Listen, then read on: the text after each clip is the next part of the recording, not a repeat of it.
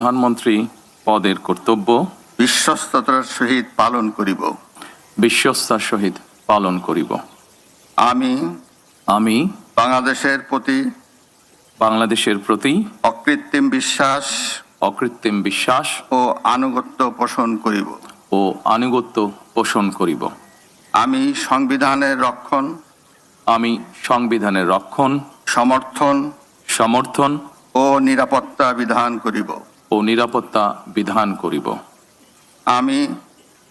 আমি ভীতি বা অনুগ্রহ অনুরাগ বা বিরাগের বশবর্তী না হইয়া সকলের প্রতি আইন অনুযায়ী যথাবিহিত আচরণ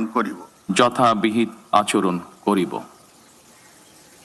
এবার মাননীয় প্রধানমন্ত্রীর গোপনীয়তার শপথ পাঠ পরিচালনা করার জন্য রাষ্ট্রপতি মহোদয়কে বিনীত অনুরোধ জানাচ্ছি। আমি তারেক রহমান সশস্ত্র চিত্রে শপথ করিতেছি যে সরকারের প্রধানমন্ত্রী রূপে যে সকল বিষয় আমার বিবেচনার জন্য আনিত হইবে বা যে সকল বিষয় আমি অবগত হইব তাহা প্রধানমন্ত্রী রূপে যথাযথভাবে আমার কর্তব্য পালনের প্রয়োজন ব্যতীত প্রত্যক্ষ বা পরোক্ষভাবে কোনো ব্যক্তিকে জ্ঞাপন করিব না বা কোনো ব্যক্তির নিকট প্রকাশ করিব না। ধন্যবাদ।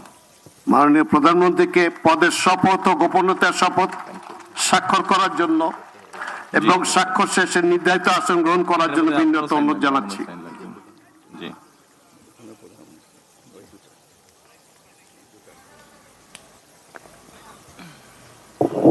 পালাবদলের পদ্মাপাড়ে নৌকাডুবির পর ধানের শীষ, আজ থেকে নতুন অধ্যায় বাংলাদেশে। বিএনপির চেয়ারম্যান তারেক রহমান তিনি প্রধানমন্ত্রীর পদে শপথ গ্রহণ করছেন।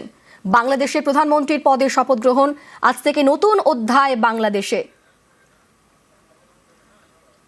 প্রধানমন্ত্রীর পদে শপথ গ্রহণ করলেন তারেক রহমান। যে ছবি আপনারা দেখতে পাচ্ছেন সরাসরি, নিরঙ্কুশ সংখ্যাগরিষ্ঠতা নিয়ে 2 যুগ পর বিএনপির প্রত্যাবর্তন হয়েছে। এবার বাংলাদেশে প্রধানমন্ত্রী পদের শপথ তারেক রহমানের। খালেদা পুত্র তারেক রহমান তিনি 17 বছর নির্বাসনের পর বাংলাদেশে ফিরেছেন এবং ফিরেই তিনি সিংহাসনে বসলেন। আজ প্রধানমন্ত্রীর পদের শপথ তারেক রহমানের। পালাবদলের পদ্মাপাড়ে নৌকাডুবির পর ধানের শীষ, আজ থেকে নতুন অধ্যায় শুরু বাংলাদেশে। বিএনপির চেয়ারম্যান তারেক রহমানের নেতৃত্বে মসনদে নয়া সরকার, ক্যাবিনেট সহ প্রধানমন্ত্রী হিসাবে শপথ খালেদা পুত্র। তার আগে সকালেই শপথ নিয়েছেন সংসদের নবনির্বাচিত সদস্যরা এবং এখন প্রধানমন্ত্রী পদে শপথ খালেদা পুত্রের। না স্যার, আপনি বসেন।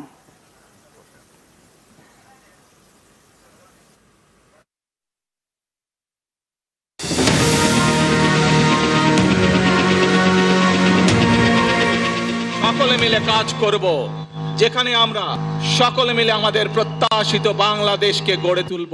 এই দেশে মুসলমান, বৌদ্ধ, খ্রিস্টান, হিন্দু সহ বিভিন্ন ধর্মের মানুষ বসবাস করে। যে কোনো মূল্যে আমাদেরকে এই দেশের শান্তি শৃঙ্খলা রক্ষা করতে হবে।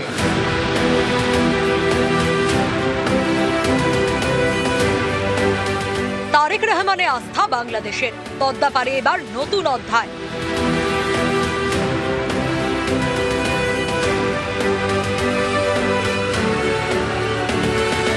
বাবা জিয়াউর রহমান বাংলাদেশের প্রাক্তন রাষ্ট্রপতি, মা খালেদা জিয়া বাংলাদেশের প্রথম মহিলা প্রধানমন্ত্রী। এবার মসনদে তারেক রহমান।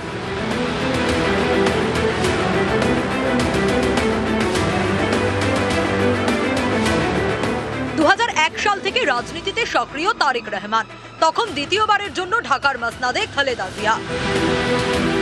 2008 সালে মসনদে ফেরেন শেখ হাসিনা।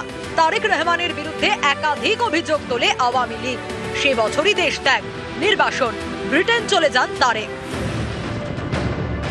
প্রায় 17 বছরের নির্বাসন কাটিয়ে গত 25শে ডিসেম্বর ফেরেন নিজের দেশে।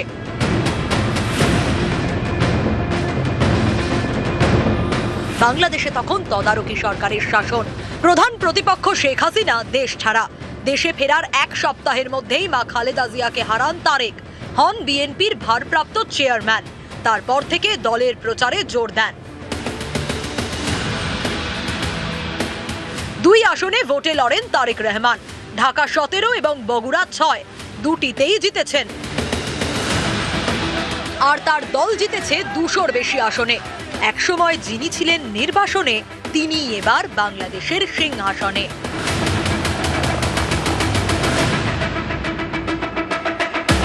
নিউজ 18 বাংলা।